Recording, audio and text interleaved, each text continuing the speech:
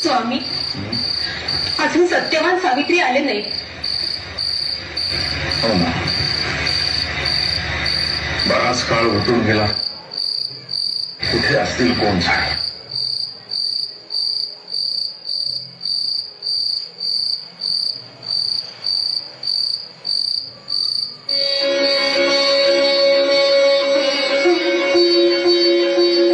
Satyavati, Satyavati.